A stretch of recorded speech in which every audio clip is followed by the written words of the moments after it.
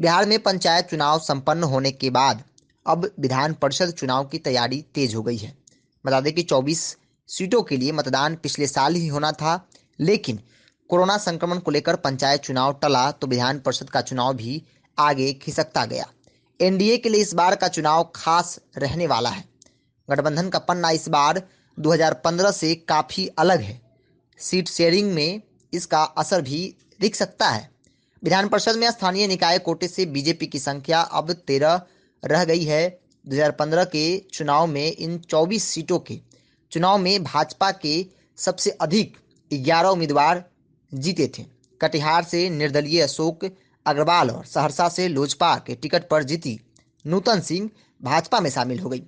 तो वही 2015 में जनता दल यू के 5 प्रत्याशी इन सीटों पर जीते थे। बाद में भोजपुर से राधा चरण शाह, मुंगेर से संजय प्रसाद और सीतामढ़ी से दिलीप राय राजद छोड़कर जनता दल यू में शामिल हो गए। बदलाव के साथ स्थानीय निकाय कोटे से जनता दल यू के 9 सदस्य वर्तमान में हैं।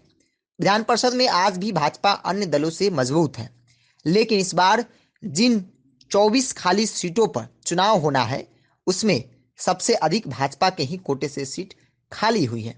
मीडिया रिपोर्ट के अनुसार जनता दल यू इस बार आधी सीटों पर दावेदारी ठोक सकती है, यानी जदयू 24 में से 12 सीट मांग सकती है। उधर एनडीए में जीतनराम मांझी की पार्टी और हम और मुकेश सहनी की पार्टी वीआईपी भी कुछ सीट मांग सकती है, जबकि पशुपति पारस भी इस समय एनडीए का ही हिस्सा है। ऐसा माना जा रहा है कि जनता दल यू और भाजपा के सीट शेयरिंग में कुछ खास पेच नहीं फंसने वाला है। पिछले विधानसभा में भी जनता दल यू के कई उम्मीदवार उन सीटों पर लड़े जो भाजपा की सीटिंग थी, लेकिन पहले वहां जनता दल यू के उम्मीदवार जीते थे। भाजपा ने वो सीट भी दे दी थी। इधर मुकेश सहनी और जीतनराम मांझी लगातार जिस तरह से अपने ही गठबंधन से टकरा रहे हैं, राजनीति मामले के जानकार इसे विधान परिषद के चुनाव में भागीदारी से जोड़कर देख रहे हैं।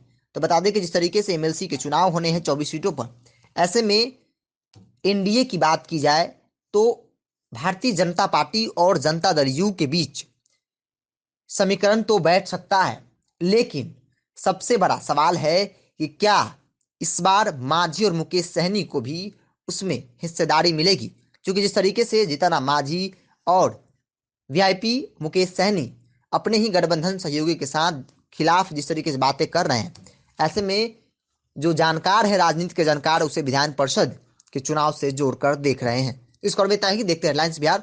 नमस्कार।